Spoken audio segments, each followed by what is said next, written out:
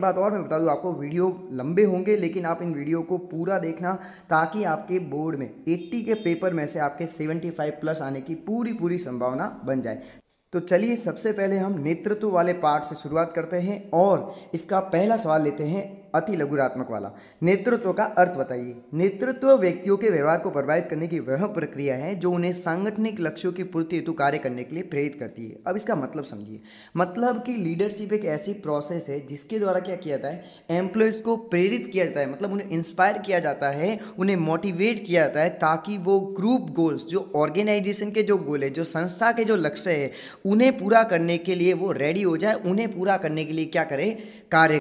तो इसका एग्जाम्पल देखिए आप, माननीय प्रधानमंत्री जी नरेंद्र मोदी जी हमारे देश को क्या कर रहे हैं, फिलहाल लीड कर रहे हैं। अब देखिए आप एक बात समझिए, वो जब भी अपन को कुछ कहते हैं तो हम उन्हें क्या कर रहे हैं, फॉलो कर रहे हैं। कहने का मतलब वो हमें इन्फ्लुएंस कर रहे हैं, प्रभावित कर रहे हैं, और जब हम उनसे प्रभावित हो जाते हैं तो हम क्या करेंगे पता है, वो जैसा हमको बोलेंगे ना, हम उनके अकॉर्डिंग क्या करेंगे, कार्य करेंगे। अब मैं आपको इनके एग्जाम्पल देता हूँ, ठीक है। उन्होंने जब बोला थाली बजाना, ये बजाना, तो अपन ने थालियाँ वालियाँ बजाई थी, ठीक है। उन्होंने जब बोला जनता कर्फ्यू का पालन करना, अपन ने जनता कर्फ्यू का पालन किया था। उन्होंने बोला था 9 बजे रात को सब लाइटें बंद करनी है, टॉर्च लगानी है, मोबाइल की बैटरी ऑन करनी है, उसके बाद अपने कैंडल लगानी है, तो अपन सब ने उनका पालन किया था। क्यों किया था, वो अपने घर पर नहीं आए थे कहने के लिए, लेकिन उनमें ऐसी वो क्षमता है, उन्होंने ऐसा एक माहौल बनाया, उन्होंने हमें इस तरीके से प्रभावित किया कि उन्होंने जैसा कहा हमने उन्हें क्या किया, फॉलो किया। तो इस प्रकार से बताओ, अब जो अपने ऑर्गेनाइजेशन के जो गोल है उनको पूरा करने के लिए लीडर क्या करता है, मैनेजर क्या करता है, एम्प्लॉयज़ को मोटिवेट करता है, उनको प्रेरित करता है, ताकि एम्प्लॉयज़ ऑर्गेनाइजेशन में कार्य करें और किसके गोल को पूरा करें, ऑर्गेनाइजेशन के गोल को पूरा करें। अब हम लेते हैं दूसरा सवाल, किसी एक प्रबंध शास्त्री द्वारा दी गई नेतृत्व की परिभाषा लिखिए। तो अब आपको यहाँ पर एक बात समझनी है, किसी भी एक मैनेजमेंट एक्सपर्ट की आप यहाँ पर डेफिनेशन लिख सकते हैं। तो यहाँ पर कौन सी लिखी है, फ्रैंकलिन जी मूरे के अनुसार नेतृत्व व्यक्तियों को नेता की इच्छा अनुसार क्रिया करने के लिए तैयार करने की योग्यता है। कहने का मतलब नेतृत्व एक ऐसी योग्यता है जिसके द्वारा नेता क्या करता है, अपने जो फॉलोअर्स है, उसके जो अनुयायी है, उन्हें इस तरीके से तैयार करता है कि जो नेता कहेगा उन्हें फॉलोवर क्या करेंगे, वैसा का वैसा क्या करेंगे, फॉलो करेंगे। इसका एग्जांपल आप समझ ही चुके हैं, देखिए मोदी जी ने जैसा कहा हमने उन्हें क्या किया, फॉलो किया। अब हम लेते हैं तीसरा सवाल, नेतृत्व की कोई 2 विशेषताएं बताइए। देखिए आपके दुनिया भर की विशेषताएं दी हुई है। अब यहाँ पर जब इन्होंने बोला कोई 2 विशेषता, आप कोई भी 2 लिख सकते हैं, ठीक है। यहाँ पर पहली अपन ने लिए, नेतृत्व नेता का व्यक्तिगत गुण है जो अपने व्यवहार से अन्य व्यक्तियों के व्यवहार में परिवर्तन लाने का प्रयास करता है। ये देखो, ये कैसा गुण है, व्यक्तिगत गुण है, मतलब ये पैदाइशी नहीं होता है, इसको आप क्रिएट भी कर सकते हो। ये व्यक्तिगत एक पर्सनल आपका एट्रीब्यूट है, पर्सनल गुण है आपका।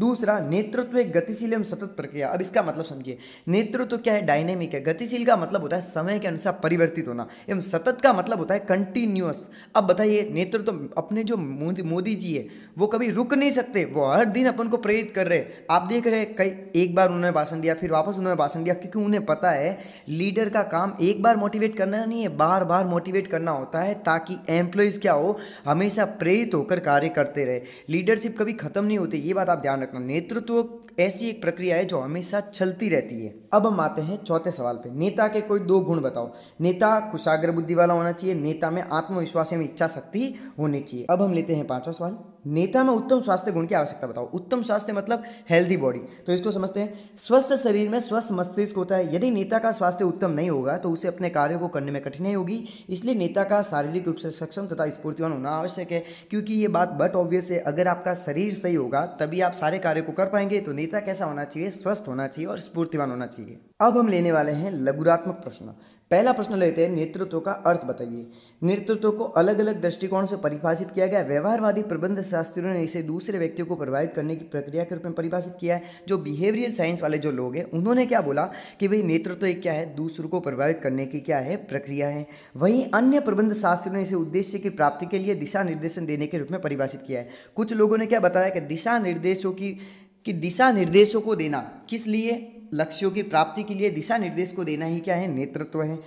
कुछ लोगों ने सामान्य अर्थों में हम क्या कह सकते हैं, नेतृत्व व्यक्तियों के व्यवहार को प्रभावित करने की वह प्रक्रिया है जो उन्हें सांगठनिक लक्ष्यों की पूर्ति हेतु कार्य करने के लिए प्रेरित करते हैं। इसे हम पहले डिस्कस कर चुके हैं। अब अपन देखते हैं जॉर्ज आर टेरी के अनुसार, नेतृत्व व्यक्तियों को पारस्परिक उद्देश्यों के लिए स्वैच्छिक प्रयत्न करने हेतु प्रभावित करने की योग्यता है। कहने का मतलब जो म्यूचुअल ऑब्जेक्टिव होते हैं, जो अब बताओ ऑर्गेनाइजेशन के अलग गोल है और पर्सनल ऑब्जेक्टिव्स जो व्यक्तिगत जो अपने लक्ष्य होते हैं वो अलग होते हैं और संस्था के उद्देश्य अलग होते हैं, लेकिन नेतृत्व के द्वारा ऐसे उन्हें प्रेरित किया जाता है कि जो उनके पर्सनल ऑब्जेक्टिव्स होते हैं, जैसे आप एक एम्प्लॉय क्या चाहेगा, अच्छी सैलरी, अच्छी रेपुटेशन, अच्छा स्टेटस, अच्छी पोजीशन, और ऑर्गेनाइजेशन क्या चाहेगा, उसके प्रोडक्ट मार्केट में बहुत अच्छे बिके, ऑर्गेनाइजेशन की मार्केट में बहुत गुडविल बढ़े। तो ये कब होगा, जब एम्प्लॉय और जब ऑर्गेनाइजेशन दोनों एक दूसरे को साथ में लेकर कार्य करेंगे। तो एम्प्लॉय अगर अच्छा कार्य करके देगा, एम्प्लॉय अगर अपना पूरा 100% देगा तो ऑर्गेनाइजेशन आगे बढ़ेगा ही। तो इस प्रकार से हम कह सकते हैं कि इससे क्या होता है, स्वैच्छिक प्रयत्न करने हेतु अब वो एम्प्लॉय क्या करेगा, अपनी इच्छा से कार्य करेगा, और जो पारस्परिक उद्देश्य है, मतलब जो ऑर्गेनाइजेशन के जो गोल है और जो एम्प्लॉयज के गोल है, दोनों के क्या होंगे, साथ साथ पूरे होंगे। अब हम लेंगे दूसरा सवाल, नेतृत्व की विशेषताएं बताइए। नेतृत्व की प्रमुख विशेषताएं निम्नलिखित है। पहला, नेतृत्व किसी दूसरे व्यक्तियों को प्रभावित करने की योग्यता को दर्शाता है। मतलब ये क्या है, दूसरों को प्रभावित करने की क्या है, योग्यता है। नेतृत्व दूसरों के व्यवहार में परिवर्तन लाने का प्रयास करता है। देखिए अब यहाँ पर समझिए आप, मोदी जी ने जब अपन को कुछ बोला तो अपने बिहेवियर में क्या आ गया, चेंज आ गया कि भाई बाहर नहीं निकलना है। मोदी जी कह रहे, प्रधानमंत्री जी बार बार आके कह रहे, तो अपने व्यवहार में क्या आ गया, परिवर्तन आ गया। नेतृत्व नेता तथा उसके अनुयायियों के मध्य पारस्परिक संबंधों को दर्शाता है कि एम्प्लॉयज और मैनेजर के बीच में कैसे रिलेशन है, ये लीडरशिप शो करती है। नेतृत्व का अभ्यास संस्था के समान लक्ष्यों की प्राप्ति के लिए किया जाता है। नेतृत्व क्यों किया जाता है, ताकि जो ऑर्गेनाइजेशन के जो गोल है, जो समान जो अपने संस्था के जो लक्ष्य है, ताकि उन्हें पूरा किया जा सके। नेतृत्व एक निरंतर चलने वाली प्रक्रिया है, अर्थात नेतृत्व प्रक्रिया कभी रुकती नहीं है तथा प्रबंध के सभी स्तरों पर अनवरत चलती रहती है। इसका मतलब ये हुआ, कभी भी लीडरशिप जो लीडरशिप की जो प्रोसेस है, जो नेतृत्व की जो ये प्रक्रिया है, ये कभी खत्म नहीं होती, क्योंकि हर बार एम्प्लॉयज़ को नेतृत्व उन्हें लीड करना ही पड़ेगा, उन्हें दिशा निर्देश देने ही पड़ेंगे, उन्हें हर बार प्रभावित करना ही पड़ता है, ताकि वो मोटिवेट होकर क्या कर सके, ऑर्गेनाइजेशन में कार्य कर सके। तो ये एक हमेशा चलती रहने वाली प्रक्रिया, ये कभी रुकती नहीं है। अब हम लेंगे तीसरा सवाल, हेनरी फ्योल के द्वारा नेता में होने वाले गुणों की विवेचना करो। अब देखिए यहाँ पर जब हेनरी फ्योल की बात हुई है, तो हेनरी फ्योल ने जो नेतृत्व के गुण बताए थे वही आपको बताना है, वही नेता के गुणों को आपको लिखना पड़ेगा। स्वास्थ्य एवं शारीरिक क्षमता, योग्यता एवं मानसिक संतुलन, नैतिक गुण, ज्ञान, प्रबंधकीय योग्यता। तो हम पहला लेते हैं। हेनरी फ्योल के अनुसार एक नेता का उत्तम स्वास्थ्य एवं शारीरिक रूप से ऊर्जावान होना चाहिए, एकदम ईजी है। योग्यता एवं मानसिक संतुलन, एक सफल नेता में प्रबंधकीय कार्यों के कुशल निष्पादन हेतु निर्धारित योग्यता एवं मानसिक स्थिति ठीक होना चाहिए। अब इसका मतलब समझिए, मानसिक स्थिति कैसे, वो दिमाग से ठीक होना चाहिए, उसको डिसीजन लेने आने चाहिए, उसको कैसे निर्णय लेने, ये उसमें बुद्धि होनी चाहिए। तीसरा क्या है, नेतृत्व नैतिक गुण। अब एक नेता के अंदर अपने कार्य के प्रति ईमानदारी जैसे नैतिक गुणों का होना बहुत जरूरी। नैतिक गुण मतलब क्या हो गया, ईमानदारी, सच्चाई, तो ये उसमें मॉरल वैल्यूज होनी चाहिए। चौथा सवाल, ज्ञान। नेता को अपने कार्य क्षेत्र के बारे में संपूर्ण जानकारी होनी चाहिए। अगर मान लो कोई केमिस्ट्री का सब्जेक्ट का टीचर केमिस्ट्री पढ़ाने गया है, तो उसको अपन मान के चलेंगे कि उन्हें केमिस्ट्री का ज्ञान है। तो वैसे का वैसे जब कोई लीडर अपने अनुयायियों को प्रेरित कर रहा है, तो उसमें पहले वो गुण होने चाहिए, उसमें वो ज्ञान होना चाहिए कि उसे कैसे अपने अनुयायियों, कैसे फॉलोअर को प्रेरित करना है। उसे अपने पूरी जो उसका एरिया है, उसका पूरा उसको क्या होना चाहिए, नॉलेज होना चाहिए। पांचवा, प्रबंधकीय योग्यता। प्रबंधकीय योग्यता एक कुशल नेता का सर्वोच्च गुण है। नेता में दूसरे व्यक्तियों से कार्य करवाने की कला होनी चाहिए। अब यहाँ पर क्या है, मैनेजरियल एफिशिएंसी। इसका मतलब ये हुआ, उसमें दूसरों से कार्य कैसे लेना है। कहने का मतलब, अब बताओ, मोदी जी वहाँ बैठ के अपन से कार्य करवा रहे हैं। मोदी जी ने बोला ना कि भाई आप इतने बजे घंटी बजना, इतने बजे ये लाइट बंद कर देना, उन्होंने जैसा बोला अपन ने वैसा किया। तो ये क्या है, ये एक आर्ट है, क्या है, कला है दूसरों से कार्य करवाने की। अब हम लेते हैं चौथा सवाल, नेतृत्व के किन्हीं 5 गुणों की विवेचना करो। देखो यहाँ पर एक बात ध्यान रखना, किन्हीं 5, तो आप कोई भी 5 ले सकते हैं। पहला क्या बोला, शारीरिक विशेषताएं। शारीरिक विशेषता जैसे कद, वजन, स्वास्थ्य, रूप, रंग आदि के शारीरिक व्यक्ति का निर्धारण करती है। अच्छा शारीरिक व्यक्तित्व लोगों को प्रभावित करता है, इससे दूसरे लोग अपने नेता का अनुसरण करने को तैयार होते हैं। आप हमेशा ध्यान रखना, जो आपके पर्सनल एट्रीब्यूट्स जो होते हैं, जो आपकी बाहर की जो पर्सनैलिटी होती है, उससे भी हम कई बार प्रभावित होते हैं। तो कहने का मतलब, नेता का शरीर क्या होना चाहिए, उत्तम होना चाहिए, उसकी शारीरिक विशेषता उसमें होनी चाहिए। अब अगर अपना नेता ही अगर सही ढंग से नहीं रहेगा, तो दूसरे लोग उससे कैसे प्रेरित होंगे। दूसरा सवाल है, दूसरा पॉइंट है ज्ञान। एक अच्छे नेता में आवश्यक ज्ञान तथा कौशल अवश्य होना चाहिए, क्योंकि ज्ञान और कौशल से युक्त व्यक्ति ही अपने अधीनस्थों को आदेश दे सकते हैं तथा प्रभावित कर सकते हैं। कौशल का मतलब होता है स्किल्स। तो अपने जो लीडर है, लीडर में स्किल्स होना चाहिए और नॉलेज होना चाहिए। अगर मान लो लीडर में ही स्किल्स नहीं है कि किसी काम को बेटर ढंग से, अच्छे ढंग से कैसे किया जाए, तो उसके फॉलोअर, जो उसके अनुयायी है, वो कैसे करेंगे, सीधी सी बात है। थर्ड पॉइंट लेते हैं, ईमानदारी। एक नेता में उच्चतर की सत्यनिष्ठता ईमानदारी होनी चाहिए जिससे कि वह दूसरों के लिए आदर्श बन सके। अब यहाँ पर इसका मतलब क्या है, नेता ईमानदार होना चाहिए। कहने का मतलब honesty is the best policy. अगर नेता ही ईमानदार नहीं हुआ तो उसके फॉलोअर कैसे ईमानदार होंगे। चौथा सवाल, पहल। एक नेता में साहस तथा पहल शक्ति अवश्य होनी चाहिए। उसे सुअवसर को हथिया कर संस्था के लाभ के लिए प्रयोग करना चाहिए। इनिशिएटिव, कहने का मतलब एक नेता कैसा होना चाहिए, इनिशिएटिव लेने वाला। अब आप एक एग्जांपल मैं आपको देता हूँ। डोनाल्ड ट्रंप ने कितना लेट आदेश दिया कि भाई लॉकडाउन किया जाए, लेकिन मोदी जी को पता था कि वरना अपने देश की हालत खराब हो सकती है, इसलिए उन्होंने बहुत जल्दी डिसीजन लिया कि हम लॉकडाउन कर लेते हैं। मतलब उन्होंने इनिशिएटिव लेने की उनमें क्षमता ज़्यादा है।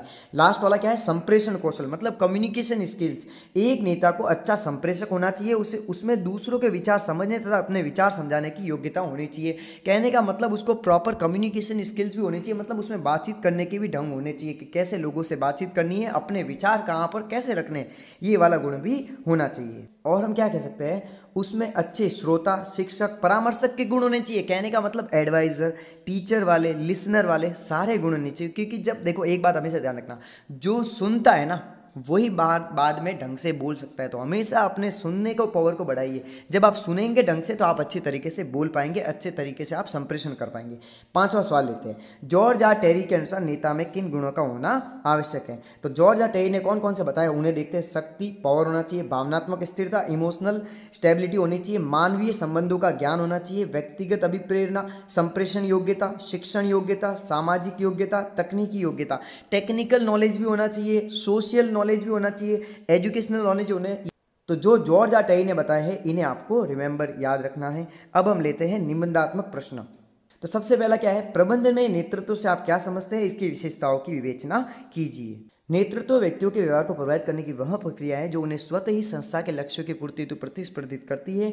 नेतृत्व को अनेक विद्वानों ने निम्न प्रकार परिभाषित किया है। तो अब कहने का मतलब, आप पहले आप एक मीनिंग लिख दीजिए जो अपन पहले ही डिस्कस कर चुके हैं। फिर आप क्या कर लिए, जब भी कोई निबंधात्मक प्रश्न आए ना तो आप हमेशा ध्यान रखिए, अब वहाँ पर लिखा है आप क्या समझते हैं, ठीक है। तो आप पहले आप लिखिए उसका अर्थ, मीनिंग लिखिए। फिर आप क्या करिए, अच्छे नंबर के लिए कह रहा हूँ मैं, फिर आप कोई 2 डेफिनेशन लिखिए या फिर मिनिमम 1 डेफिनेशन लिखिए, किसी मैनेजमेंट एक्सपर्ट की, किसी लेखक की लिखिए। इससे क्या होता है, आपके आंसर की क्वालिटी बढ़ जाती है और आपके ज़्यादा नंबर आने के चांसेस बढ़ जाते हैं। तो यहाँ पर अपन सबसे पहले ले रहे हैं चेस्टर आई बर्नर्ड के अनुसार, नेतृत्व से तात्पर्य किन्हीं व्यक्तियों के व्यवहार के उस गुण से है जिसके द्वारा सामूहिक प्रयास में लोगों की क्रियाओं का मार्गदर्शन करते हैं। कहने का मतलब यहाँ पर क्या हुआ, ग्रुप में अब जो लीडर है वो क्या करता है, ग्रुप के ऑब्जेक्टिव को पूरा करने के लिए जो भी जितने भी एम्प्लॉयज हैं उन सबको मोटिवेट करता है। तो वो क्या करते हैं, ऑर्गेनाइजेशन के गोल को पूरा करने के लिए प्रेरित होकर क्या करते हैं, कार्य करते हैं। और लीडर ने अब उन्हें क्या किया, मार्गदर्शित किया, मतलब उन्हें गाइड किया।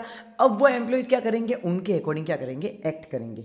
अब हम लेते हैं दूसरा, कीथ डेविस के अनुसार नेतृत्व दूसरे व्यक्तियों को पूर्व निर्धारित उद्देश्यों को उत्साहपूर्वक प्राप्त करने के लिए प्रेरित करने की योग्यता है। यह वह मानवीय तत्व है जो एक समूह को एक सूत्र में बांधे रखता है और इसे अपने लक्ष्य की ओर अभिप्रेरित करता है। अब इसका मतलब आप बहुत सटे शब्दों में समझिए। इसका मतलब ये है कि मतलब नेतृत्व, नेता क्या करता है, इस प्रकार से अपने फॉलोअर्स को मोटिवेट करता है कि वो सिर्फ अपने लक्ष्य के प्रति फिर ध्यान देते हैं और उसे पूरा करने के लिए अपने पूरे दिल से क्या करते हैं, कार्य करने में जुट जाते हैं। मतलब वो डिस्ट्रैक्ट नहीं होते, उन्हें पता है कि यार जो नेता ने बोला है उन्हें वो काम करना ही है और उन्हें अपना बेस्ट देना ही देना है। तो इस प्रकार से हम कह सकते हैं नेतृत्व से आप क्या समझते हैं, इसको आप अच्छे से समझ गए होंगे। तो अब हम डिस्कस करेंगे नेतृत्व की विशेषताएं, कैरेक्टरिस्टिक्स ऑफ लीडरशिप। दूसरों को प्रभावित करने की प्रक्रिया, व्यवहार में परिवर्तन लाने की प्रक्रिया, नेता एवं अनुयायियों में अंतर्संबंध, सतत प्रक्रिया, सामूहिक उद्देश्यों की प्राप्ति, और छठा क्या है, छठा है व्यक्तिगत संबंधों पर आधारित सभी के हितों की पूर्ति, एक उद्देश्य के लिए कार्य। अब आप एक बात यहाँ पर ध्यान रखिए, जब भी आप बोर्ड में निबंधात्मक सवाल करें तो सबसे पहले आपको क्या करना चाहिए, वो पॉइंट लगा लो कि नेतृत्व की विशेषताएं, हेडिंग डाल दी। फिर आप जितने भी मैक्सिमम बोर्ड के अंदर 6 पॉइंट पूछे जाते हैं, मतलब 6 हेडिंग्स पूछी जाती है, तो आप उन 6 की 6 हेडिंग्स को पहले लगातार लिख दीजिए। फिर आप क्या करिए, एक एक को क्या करिए, एक्सप्लेन करिए, ठीक है। तो ये तरीका आपको अपनाना, इसको मैं बाद में एक और लेक्चर में समझा दूंगा आपको। दूसरों को प्रभावित करने की प्रक्रिया, नेतृत्व दूसरे व्यक्तियों को इस प्रकार प्रभावित करता है कि वह उसकी इच्छा के अनुरूप कार्य करने के लिए तैयार हो जाते हैं। नेतृत्व में एक नेता अपने अनुयायियों के साथ इस प्रकार से व्यवहार करता है कि वे उसके प्रभाव में आ जाते हैं, उसकी इच्छा अनुरूप कार्य करते हैं। अतः नेतृत्व एक प्रभावीकरण प्रक्रिया है। तो नेतृत्व एक कैसी प्रोसेस है, ये एक इन्फ्लुएंसिंग प्रोसेस है। कहने का मतलब नेता क्या करता है, प्रभावित करता है अपने अनुयायियों को, फिर अनुयायी क्या करता है, उससे प्रभावित होकर नेता की इच्छा के अनुरूप क्या करते हैं, कार्य करते हैं। आपको एक बात यहाँ पर ध्यान रखनी है कि यहाँ पर हम विशेषताएं किसकी पढ़ रहे हैं, नेतृत्व की, न कि नेता की विशेषता नहीं पढ़ रही, नेतृत्व की विशेषता पढ़ रहे हैं। ये आपको ध्यान रखना है। व्यवहार में परिवर्तन लाने की प्रक्रिया, नेतृत्व अनुयायियों के व्यवहार में परिवर्तन लाता है। अगर संगठन प्रबंधक में नेतृत्व की क्षमता होती है तो अधीनस्थ कार्य निष्पादन बेहतर ढंग से अनुपादित एवं अपेक्षा अनुसार निष्पादित करते हैं। कहने का मतलब ये कैसी प्रोसेस है, व्यवहार में परिवर्तन लाने की। लीडर क्या करते हैं, अपने जो फॉलोअर्स है उनके व्यवहार में, उनके बिहेवियरल में खाली क्या करता है, चेंज लाता है, फिर तो अपने आप फॉलोअर क्या करेंगे, लीडर को फॉलो करेंगे। तीसरा पॉइंट है नेता एवं नेतृत्व में अंत संबंध। यहां पर आपको एक बात हमेशा ध्यान रखनी है, जहां नेता है वहां पर फॉलोअर्स होने ही चाहिए। अगर नेता के पीछे फॉलोअर है ही नहीं तो वो नेता ही नहीं है। तो कहने का मतलब नेता जब भी बोला जाएगा बात, मतलब उसके फॉलोअर्स हैं। एक नेता का अस्तित्व उसके अनुयायियों से होता है, बगैर अनुयायियों के नेता का कोई अस्तित्व नहीं होता है। अतः नेतृत्व की सफलता के लिए अनुयायियों को होना आवश्यक है। यह नेता एवं अनुयायियों के अंत संबंध को स्पष्ट रूप से बताता है। कहने का मतलब नेता और उसके फॉलोअर्स जो होते हैं उनके बीच में इंटरपर्सनल रिलेशंस होते हैं। अब मैं आपको एक एग्जांपल देता हूँ। मोदी जी हमसे दिल से बात करते हैं, हम भी उन्हें दिल से समझते हैं, तो ये हमारे बीच में, अपने बीच में कैसा हो गया, इंटरपर्सनल रिलेशंस। मतलब वो हमारी भावनाओं की भी कदर करते हैं। तो इस प्रकार से हम कह सकते हैं नेता और उसके फॉलोअर्स के बीच में कैसा रिलेशन होना चाहिए, अंतर संबंध, इंटरपर्सनल रिलेशंस होने चाहिए। नेक्स्ट इज व्हाट, सतत प्रक्रिया। अब सतत प्रक्रिया का मतलब है कंटिन्यूअस प्रोसेस। कंटिन्यूअस का मतलब होता है लगातार चलने वाली प्रक्रिया। संगठन प्रबंधक को अपनी नेतृत्व क्षमता का लगातार प्रयोग करना होता है, अर्थात नेतृत्व किसी समय विशेष पर ही आवश्यक नहीं होता, अपितु तो इसकी लगातार आवश्यकता होती है। अतः नेतृत्व एक सतत प्रक्रिया है। कहने का मतलब leadership is a continuous process. ये हमेशा एक चलने वाली प्रक्रिया, यूं नहीं कि एक बार मोटिवेट कर दिया, एक बार उन्हें जोश भर दिया अनुयायियों में तो अनुयायी कार्य करते रहेंगे। नहीं भाई, उन्हें बार बार मोटिवेट करना पड़ता है, उन्हें बार बार इंस्पायर करना पड़ता है, तब जाके एम्प्लॉयज़ क्या करते हैं, नेता की इच्छा के अनुसार कार्य करते हैं। वरना क्या हो जाते हैं, वरना कई बार कुशल नेतृत्व के अभाव में जो अनुयायी है वो फिर भटक जाते हैं। पांचवा पॉइंट लेते हैं सामूहिक उद्देश्यों की प्राप्ति। सामूहिक उद्देश्यों की प्राप्ति ही नेतृत्व की विशेषता है। इसके अंतर्गत न सिर्फ संगठनात्मक उद्देश्यों की प्राप्ति बल्कि व्यक्तिगत उद्देश्यों की भी प्राप्ति हो जाती है। तो मैंने आपको पहले ही समझा दिया है, अगर संगठन के लक्ष्य पूरे होंगे तो व्यक्तिगत लक्ष्य तो पूरे होने ही होने हैं। अब हम लेते हैं छठा सवाल, व्यक्तिगत संबंधों पर आधारित। नेतृत्व नेता तथा अनुयायी के व्यक्तिगत संबंधों पर आधारित होता है। यदि उसके व्यक्तिगत संबंध अच्छे होते हैं तो नेतृत्व सफल होता है। कहने का मतलब पर्सनल रिलेशंस, अगर नेता के पर्सनल रिलेशंस अच्छे होंगे तो यहाँ पर क्या होगा, फॉलोअर्स। अब बताओ, अब अपने मोदी जी के या फिर किसी कंपनी में अगर मैनेजर का और जो उसके अंडर में जो एम्प्लॉयज़ वर्क कर रहे हैं उनके बीच में अगर रिलेशंस अच्छा नहीं हुआ तो क्या एम्प्लॉयज़ अपने मैनेजर को फॉलो करेंगे, नहीं करेंगे। तो इसलिए एक लीडर के बीच में और जो उसके फॉलोवर है उनके बीच में कैसा रिलेशन होना है, उनके बीच में कैसा रिलेशन होना चाहिए, उनके बीच में गुड रिलेशन होना चाहिए। नेक्स्ट पॉइंट हम लेते हैं सभी के हितों की पूर्ति।